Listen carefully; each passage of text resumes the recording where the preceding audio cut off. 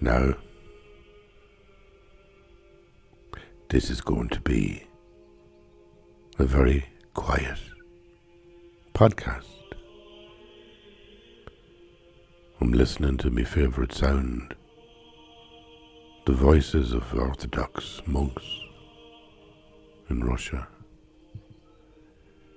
And I'm sitting in my studio in the hills above Loch Allen. The door is wide open. The birds are singing outside and the apple blossom is in bloom. The magnolia tree has one little flower on it this year. And all is still. And the trees, the beaches particularly are very beautiful this time of year because, well, they have a luminosity, they have a liquidity. It's like they're watercoloured, they're so light and juicy, the leaves, just after they come out, the beech trees. And I'm doing what Marlene Robinson, the great American writer, says to do, and that's to pay attention. Just pay attention to what's there. The light in this room. It's so gorgeous, like the light in this room is lovely in the wintertime. When it's dark and really no light gets into it. And then in this time of year, it just floods with light. Particularly from two skylights. And it's a high apex roof.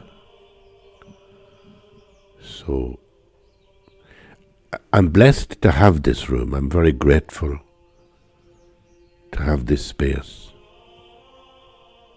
And I'll tell you why. Last week I went walking on the Camino from Portugal, from Tui in Portugal, on the border to Santiago. I got a taxi from Tui to Oporino, and from Oporino I walked the whole way, 120 kilometres. On the last day, it was the longest, it was 27 kilometres. Now that's okay, because last week was Holy Week in the Orthodox tradition, and so I was walking through, Holy Thursday and Good Friday and Holy Saturday. Then the evening of Holy Saturday I was arriving in Santiago, so it was going to be lovely. And it was a beautiful time, and I remember on the Friday, I had a dream Thursday night, Friday morning. I just had the image, this is crazy now, but the image on the Holy Shroud, or the Shroud of Turin. That's gone through a lot of loops as to whether it's a fake or not. And I think the most recent assessment of it is that it's not a fake. But in a way, it wouldn't matter to me whether it's a fake or not, because it's not that I'm wanting it to prove something to me.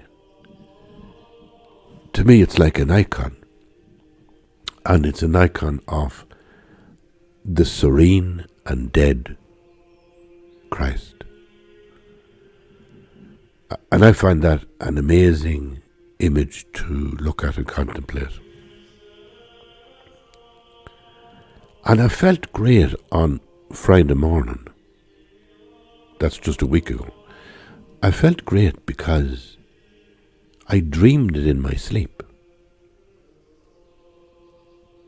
And sometimes I have dreams that you wouldn't be proud of. Last night, for example, I dreamt that I was trying to get a car fixed. The exhaust was off it, and I went into a garage in Sligo. And I asked them would they fix it, and they said they would, but they couldn't do it until the mechanic came in. So I was sitting around and waiting, and the people who worked in the garage were sitting around and doing nothing, and eventually I got frustrated and I thought, I'll be here all day. I need to go home. And I went out one door, leaving the garage, and realised I'd gone the wrong door. So I'd come in the back door of the garage, now I was going out the front door, and then I tried to go round to the other end of the garage to find where the car was, and I couldn't find it. Now I was in a terrible, frustrated panic, and I woke up. And I knew, that's a stressful dream, Like you'd be saying, I'm not well. To have that stressful a dream. Now I'll come back to why I'm not well in a minute. But let's return to the morning of Good Friday. On the pilgrimage, the Camino walk to Santiago.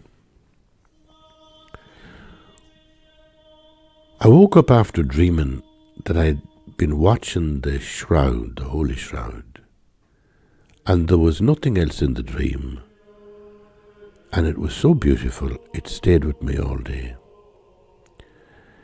And I thought, this is Good Friday, and I couldn't have found a more beautiful icon to contemplate in this moment. And that night, the night of Good Friday, I went to bed, and because I had now 4 days of walking done, and you have to remember, I had an operation on my spine 4 years ago now. My nervous system in the legs were beginning to act up very painfully. I was getting shocking pain in the legs. And it woke me a few times and I had to take Panadol. But each time when I'd wake up and I'd be lying there, I would now think about the Turin Shroud. I would now visualize the Turin Shroud. It's a kind of a mystical sort of icon, It's a wonderful icon because it's the most mystical, because there's a mystery about it, how it was made. So I find that really attractive. And I was able to lie there in some discomfort, and in fact I didn't know why I was feeling so badly.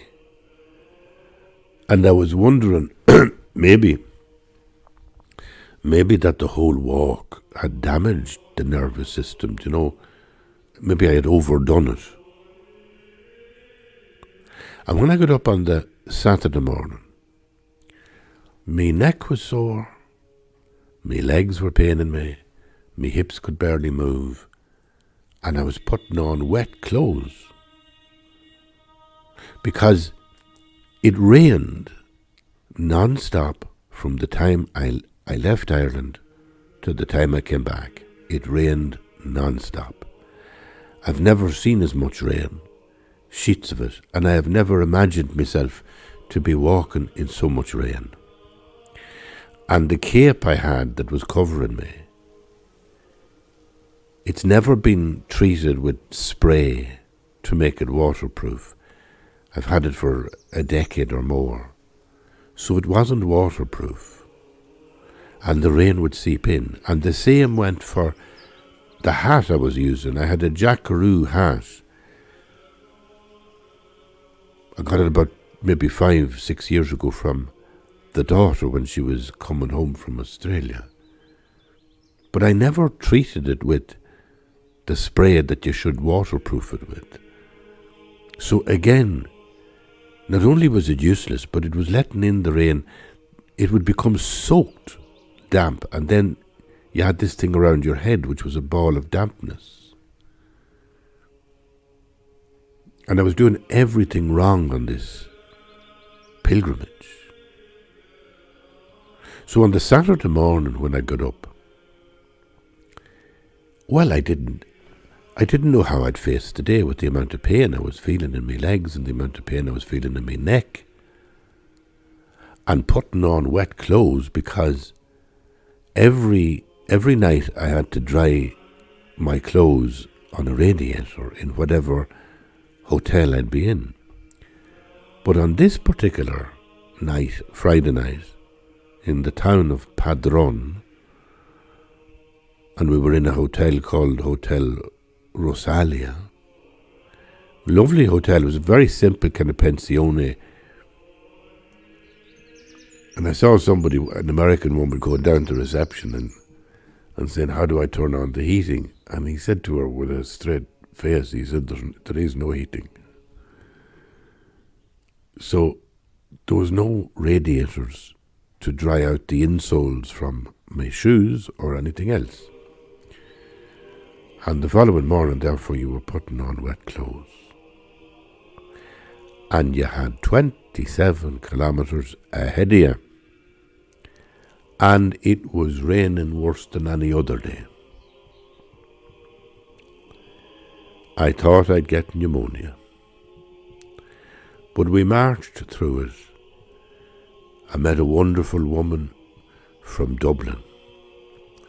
I was about 10 kilometres into the final day. And I stopped at a cafe because I wanted to refresh myself, go to the bathroom. And I'd met this woman on Thursday night as well, funny enough. And it's the lovely thing about the Camino that you bump into people, and if you make a connection with them, you tend to meet them later somewhere else, and that's lovely. Well, I stopped and sat down beside her, and she was having a breakfast. She had white powder in a tub, and she was mixing it with all bran, and then she poured water in on top of it. And I asked her, "What's the white stuff?" And she said it's protein, some kind of protein powder that she uses with water instead of milk when she's out walking. Do you know, she was 80 years of age. Now, I'm 70, and I might have been getting weary at this stage with all that was going wrong. I might have felt I'm just worn out with this Camino. And then you meet somebody who's at least 10 years older than you, and she's cheerful and bright, and she was enjoying herself, and she kind of challenged me, just being with her. She was a very pleasant person. Well, I walked on, and I got as far as Santiago, and I was worn out. And the next morning, I was even worse. But I didn't know what was wrong with me. I started to get, and this is interesting, I think, because I started to get emotionally upset. You know, I started thinking of the war in Gaza with Israel, and all the various protests and all the arguments that people are having about the war. And it really depressed me. Like most of the time it wouldn't. You know, I could watch it on the telly and I'd be fascinated with it. I enjoy actually listening to the politics of Israel and Gaza and Palestine and all the rest of it. But now I just felt emotional. I felt so sad. And I would move from that idea then to the idea of how Ireland has become a secular country. And again, that's something that normally I would be enjoying. The fact that Ireland is secular now, it means sometimes I feel that you have more freedom to rejoice in your faith, because it's always a choice to rejoice.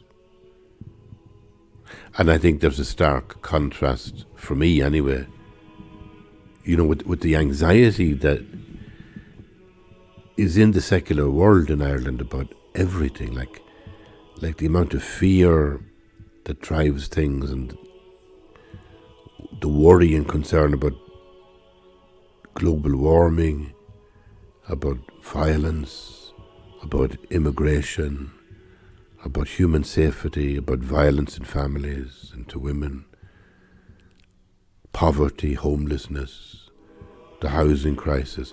Everything is just so awful, so terrible. It's like wall-to-wall anxiety when you're listening to a news program.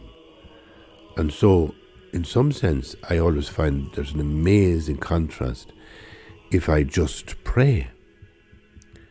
If I pray in the Christian tradition and get out an icon and just, or, say a rosary or something.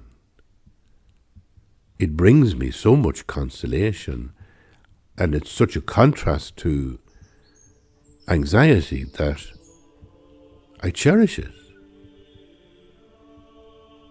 But this time on Sunday last, and it was Easter Sunday in the Orthodox, I was back in Santiago. I had walked 120 kilometers. I should have been floating on some sort of blissful state. But I was just emotionally exhausted about everything. Sad and depressed about the news and about the troubles in Ireland and about poverty and about war and violence. And it's just like it began to flood me, overwhelm me. I felt I know now what they mean when they talk about that word despondency, that you can't breathe with the amount of despair that's sitting on your chest. You feel trapped in it, and I did, I have to tell you. If somebody asked me to do a podcast last Sunday, I wouldn't have been able to. I was feeling so dark. And I thought, what's going on, And it continued on Monday. Like, I was in a lovely hotel and I was a bit recovered on Monday, but still when I went out into the town to maybe, do a little bit of silly shopping, I had no energy for it, I had no heart for it. And I felt the day was endless waiting for the plane that night, and the plane it didn't leave until 8:20. And when I was sitting in the airport, I realised it's actually delayed for an extra half hour. So eventually got into Dublin, eventually got to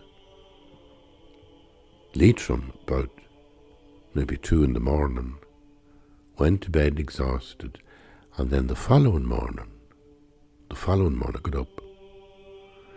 And my beloved said, you might need to do a COVID test.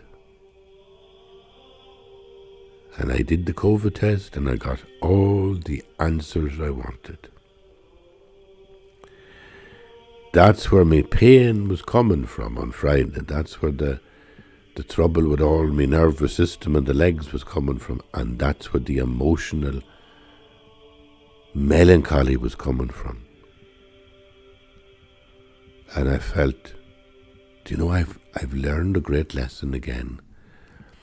And I think that the pilgrimage now, when I look back on the Camino now, and this is Thursday, I think that was one of the best pilgrimages I ever did. Simply because I went down into this space of despondency and despair. And yet I felt in some way I was holding on to the faith just by visualizing that image of the dead Christ. It seemed to work for me as an icon, if you like, that corresponded to the complete despair that I was in. Like, what better than an image of the dead Christ? So that's half the story. And the other half is what's happened since then. That was Tuesday morning when I realised I had COVID. It's now 48 hours later, and I'm beginning to get up out of the bed for short periods of time. I'm so joyful that I am able to do a podcast because that gives me strength and hope.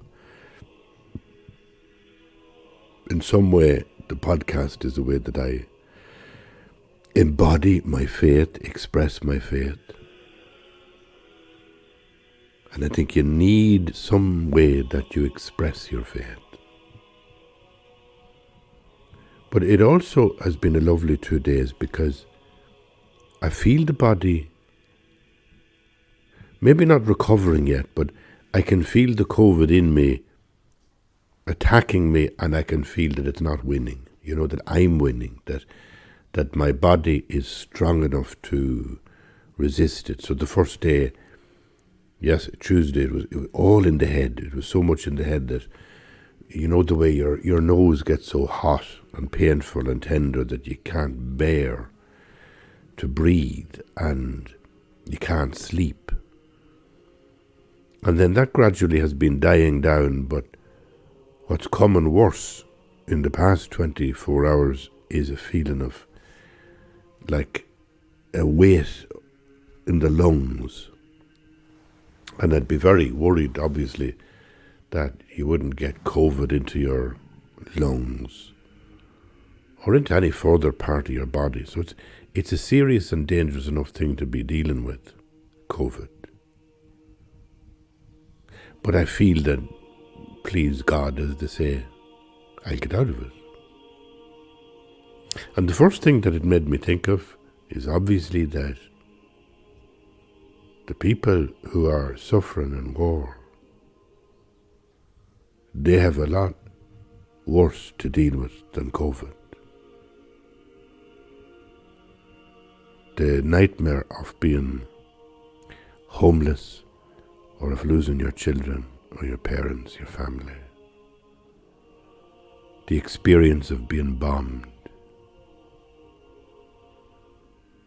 of the house you're living in being shattered, or the experience of even being sent walking, maybe the same length that I've walked, but as a refugee, under armed guard. These are terrible experiences. It still depresses me. It's not that I take a side pro or against Israel or Palestine. I think that I don't deserve to have an opinion. I'm not suffering. I have no right to be saying who is right and wrong, but all I can do is feel compassion for people who are suffering from war and acknowledge that war is a completely different grammar of conversation. There is no conversation in war. There is no longer any discussion as to who's right or who's wrong. It becomes a question of who wins. And that's quite terrible. But what the 2 days since Tuesday have helped me see is that faith is the lens through which you can embrace anything. And then it happened to be Ascension Thursday.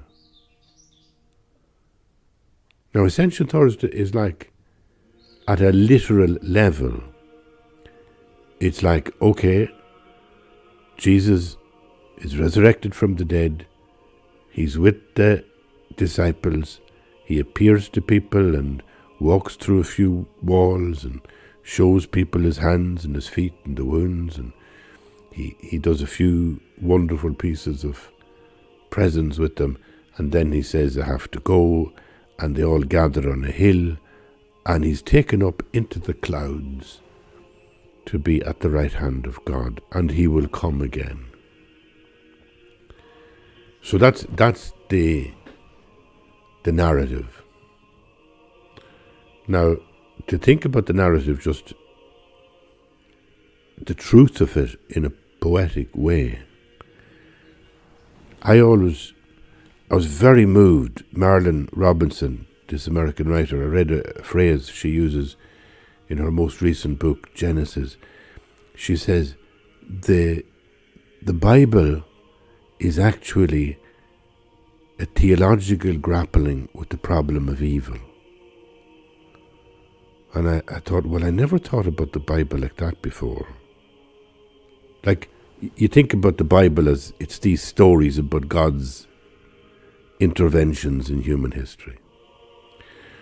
But she says it's actually, no, it's a way of trying to grapple with the idea of evil. So that the stories and narratives in the Old Testament tend to be stories of war and strife and jealousies and lust and destruction and all sorts of stuff. But patterned through it, woven through that collage of storytelling, is the sense and the evolving sense that there is a God, that God is one singularity, that God is underneath all things, and that God promises relationship to his people if they acknowledge him. And that's fulfilled in the New Testament for Christians, insofar as Jesus is seen as the final word of God. And again, it's actually grappling with evil. It's grappling with the cross. Crucifixion was a very, very common way to deal with the oppressed of Palestine at that time, the Jews being the Palestinians then. And this crucifixion was a manifestation of evil, being imposed on somebody who had simply been a loving, compassionate teacher, a Sufi teacher, if you like, interpreting scriptures for people, and sometimes even doing miracles, healing people. And so he ends up, because of an accusation of blasphemy, being crucified. So even that, it's not kind of the story about God and redemption. It's the story of how do we deal with this evil, and where is God in this? There's a story told about Auschwitz. The prisoners were forced to march around the gallows one day when one of their compatriots was hanging dead on the gallows. And there was an atheist who had had discussions with one of his fellow prisoners. The other guy was a man of faith. And the atheist said, pointing at the dead body on the gallows, he said, "Where is your God now?" And the person with faith said, he's up there on the gallows. This is exactly what happens in the crucifixion. He's like, this evil, the crucifixion of this beautiful human being is evil.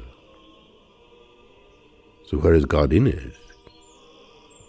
It's the moment of realization that actually Jesus is the Christ. And everybody's mind is beginning to open up to the idea that God is working on the margins, on the edge, as it's all said in the Old Testament, as it's all prophesied in the Old Testament. But here it is in its completeness. God is showing us something unique about the immeasurable compassion with which he holds human beings.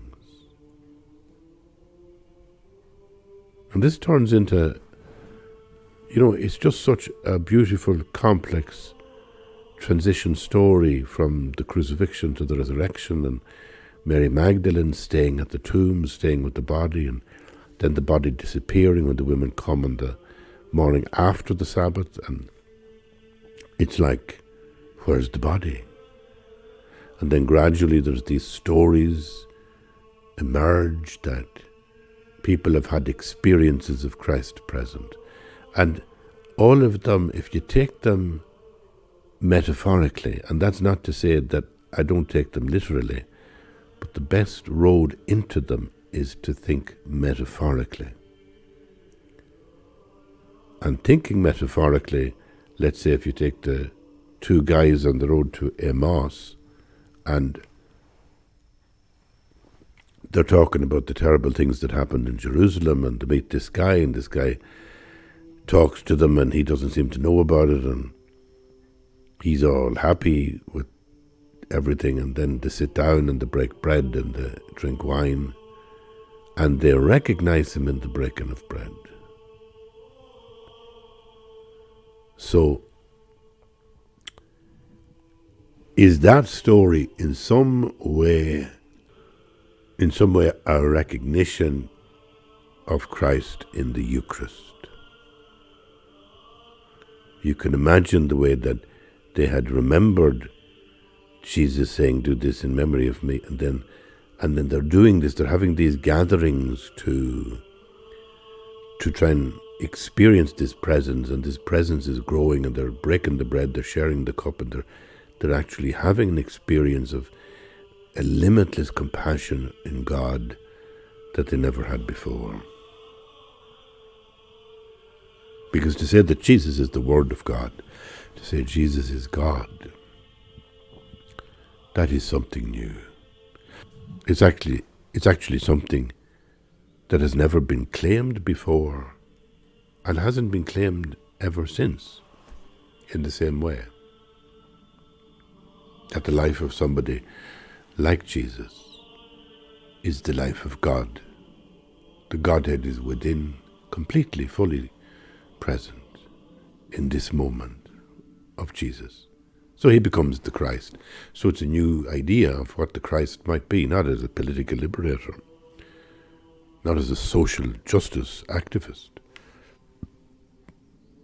but as the presence of the transcendent God in the complete intimacy of this Jesus. And then through ritual, it carries over into the breaking of bread so that we all participate in this. But here's the point. You then have to have the Ascension. You have to have a moment where, in the realization that Jesus, the risen Christ, is with them, the cosmos has been changed, the universe has been recreated in this lens of compassion for all people, universally, male and female, Greek and Gentile. This is a new creation. But it's located just in one place. This is happening in Judea, Samaria, Jerusalem. Now, the fact that it happens through the ritual of the breaking of bread means that it's kind of broken through time, because now it will go on endlessly as long as people are gathered in his name. But how does it break geographically from one place? So now come to the icon of the Ascension. It says in the scriptures, and I'm not good on this now, but I vaguely remember it, but it says that they were gathered on the hill, and they looked up, and Jesus is taken up into the clouds. He's taken away from them into heaven to sit at the right hand of the Father. And while that's happening, there are two angels, one on either side of him, who lift him up through the cosmos. They don't lift him because he needs to be lifted, they lift him because they're showing their service to him. And below, the apostles are looking up, and there's two figures standing around with them in white. And they say, "Why are you looking up? Don't you know that the Christ must be taken up to heaven in order that he will come back again?"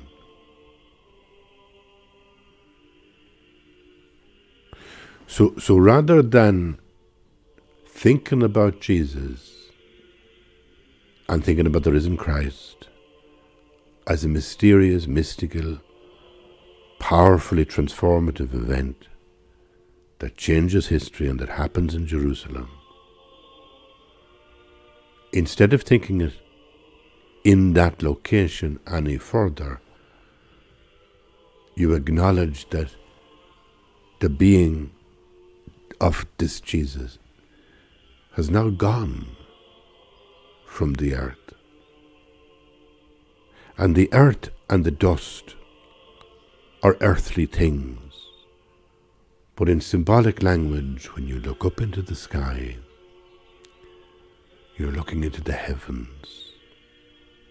And that heaven is in your heart. The external image of it is like you're looking into the sky. But there's a sense that, Christ has gone to be with the Godhead, that there's a journey away from us. And the knowledge that that journey will happen again when Christ returns.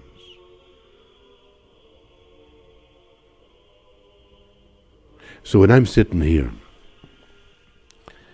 on a beautiful day, Ascension Thursday, I'm looking out on the lake. I've been to the Camino. I've walked it and felt good that I was able to walk it, knowing that a day will come and I won't be able to walk it. Knowing that a day will come, as springtime will come and there will be leaves on the trees and I won't be here to enjoy them. Knowing how transient life is, how short life is. And in that moment, when I proclaim that I'm a Christian, I'm saying that I experience and recognize the Lord Jesus as somehow the transformative moment in human history that happens not just historically in Jerusalem, but everywhere, in the breaking of bread, in the liturgy of the Eucharist, and everywhere,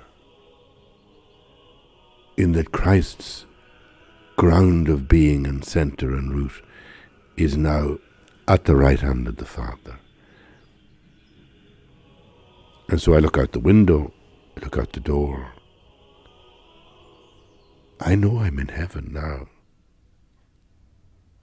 So Christ is here. That hidden depth that is in all things, in the entire cosmos, that ground of being, is now manifest in Christ. Is like cosmic. The Christ is not a ghost or a spirit floating around the room here with me. He's not something that animates an icon. Christ actually is the cosmos. Because the ground of all reality, the transcendent ground of being, is where Christ is. What metaphorically we mean when we say heaven.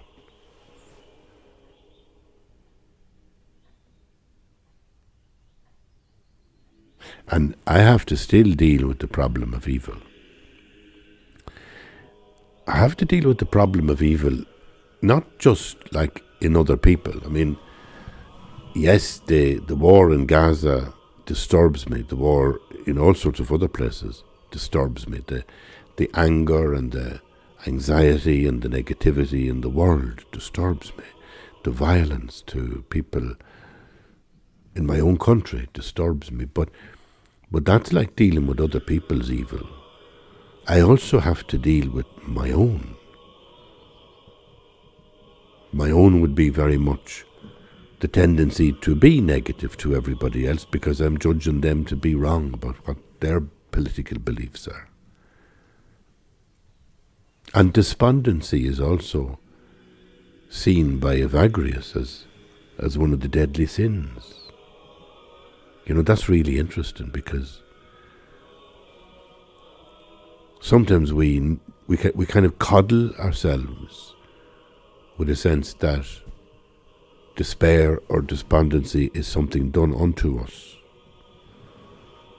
And I know that when I feel like that, I need to actually really grasp Christ. I need then, in those moments of despondency, more than any other moment, that's when I need to pray. And when you come out of COVID and you're feeling rotten, it's really frightening how the physical illness affects your emotions, and you become, all your negative emotions come to the surface.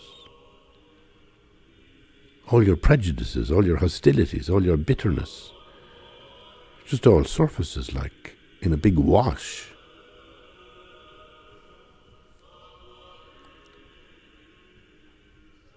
I have to deal with that. And I find the way to deal with it is in prayer. Christ is the life raft.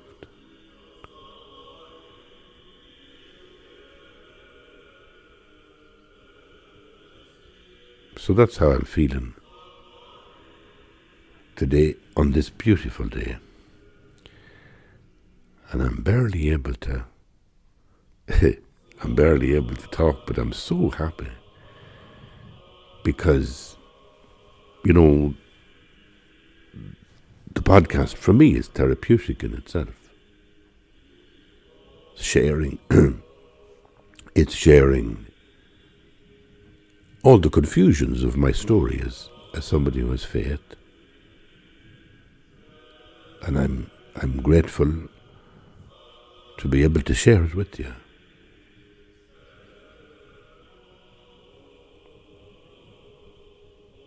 And thank you for being here.